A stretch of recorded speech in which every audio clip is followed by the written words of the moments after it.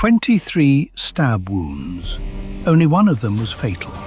That's the detail that tells you everything about the assassination of Julius Caesar. It wasn't an execution, it was a panic.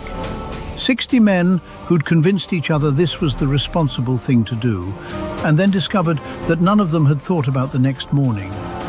They had a plan for killing him. They had no plan for Rome. So here's the scoreboard. They wanted to save the Republic. Within 2 years, Rome was ruled by 3 men with a written list of citizens to execute. Within 17, it had an emperor with absolute power, and the good manners not to use the word. Every single thing they were afraid of, they caused. And the man who ended up on top? 19 years old, studying abroad, hadn't done anything yet. The immediate problem was that the conspirators expected applause and got silence.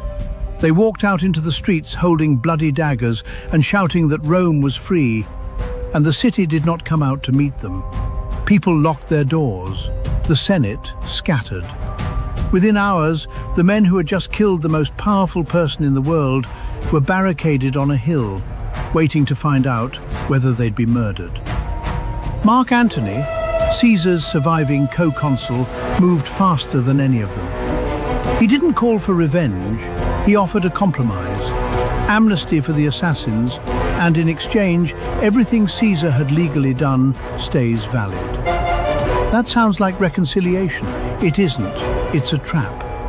And the conspirators walked into it, because accepting it meant conceding that Caesar's acts were lawful, which meant conceding that killing him had been murder rather than tyrannicide. They'd argued he was an illegitimate tyrant. Now they'd voted that he wasn't. Then Antony gave the funeral speech. We don't have the words. What we have is the effect. He read out Caesar's will, in which Caesar left his gardens to the people of Rome as a public park, and 75 drachmas to every citizen, a real sum, roughly a few months of a laborer's wages.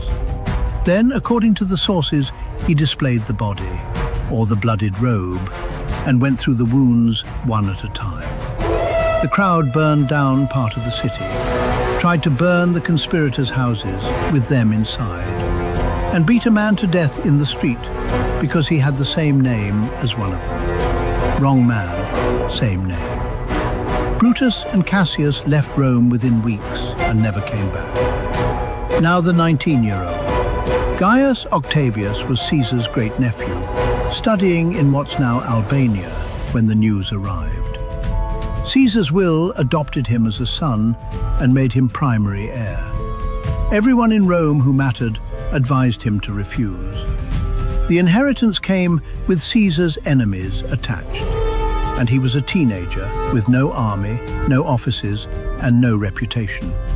He accepted, went to Italy, and started spending the inheritance on soldiers. That's the whole move, and it's the same mechanism from the Republic's collapse. He bought an army that was loyal to him personally. He was not legally entitled to raise troops. He had no command. He was a private citizen with money and a famous name. And it worked, because thousands of Caesar's veterans would follow the name. Cicero, the Republic's greatest orator, and by this point its most desperate man, decided the boy could be used against Antony. He championed Octavian in the Senate, got his illegal command retroactively legalized, and reportedly said the young man should be praised, honored, and disposed of. Octavian found out about that remark. Cicero would find out how bad an idea it had been. Within a year, Octavian marched on Rome. The third time in 40 years a Roman had done it, and demanded the consulship. He was 19. He got it. Then he did the thing nobody expected. He made peace with Antony. In 43 BC, Antony, Octavian, and Lepidus formed the Second Triumvirate. Unlike Caesar's informal deal with Pompey and Crassus, this one was passed into law. Rome legally granted 3 men absolute power to reorder the state. Their first act was the Proscriptions, Sulla's lists again. names posted in public. Anyone could kill the men on them and collect a reward. And their property went to the state, which is to say, to the 3 men who published the list. Roughly 300 senators and 2,000 equestrians. Many were on it not because they were dangerous, but because they were rich. Cicero was on it. Antony insisted. He was caught fleeing and let them do it. His head and his hands, the hands that wrote the speeches against Antony, were nailed to the speaker's platform in the Roman Forum. The Republic's greatest defender of the Republic displayed on the platform where he'd defended it. Then Philippi. 2 battles 3 weeks apart in Greece in 42 BC. In the first, Cassius saw his camp overrun, and believing everything was lost, ordered his freedman Pindarus to kill him. He was wrong. Brutus had actually won on the other wing. Cassius killed himself over a battle that was going better than he thought. 3 weeks later, Brutus lost properly and ran onto a sword held for him by a friend. The liberators were finished. Every man who stabbed Caesar was dead within 3 years. Most by suicide, several with the same dagger. What follows is 10 years of the last 2 men circling each other. Antony took the east and Cleopatra with it. Octavian took Italy, which meant he took Rome, which meant he took the story. And Octavian was better at the story than anyone who has ever lived. He didn't attack Antony directly. He let Rome watch a Roman general behave like an Eastern king. Egyptian ceremonies, Egyptian children given Roman territories, a Roman husband with a foreign queen.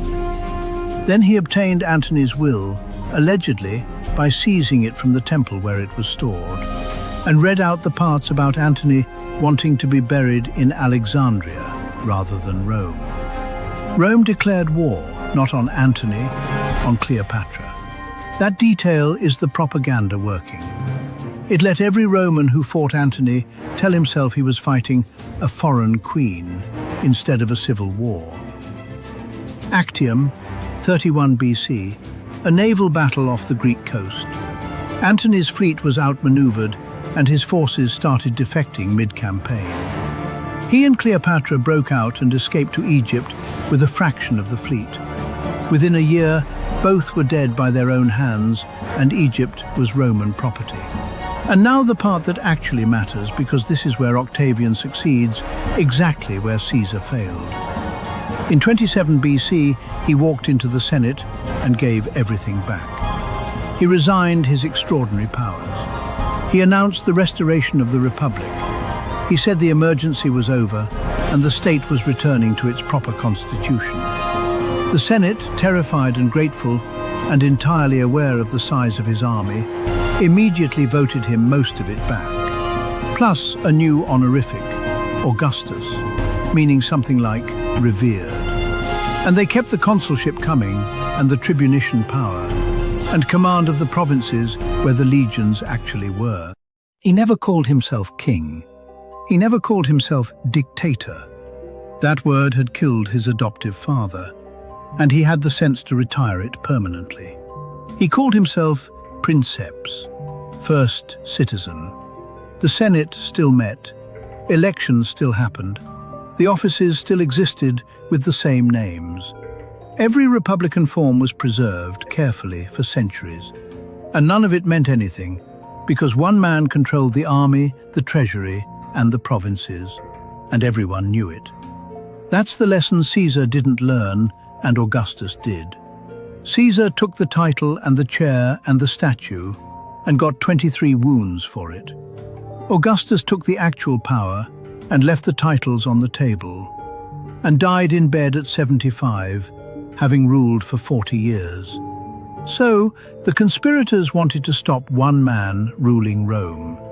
They produced a proscription list that killed thousands, a war that spanned the Mediterranean, and a monarchy that lasted 500 years. They killed the man. The thing they were actually afraid of, they built. If you want more great powers talking themselves into disaster, and history has never been short of them, subscribe. There's a new one every week.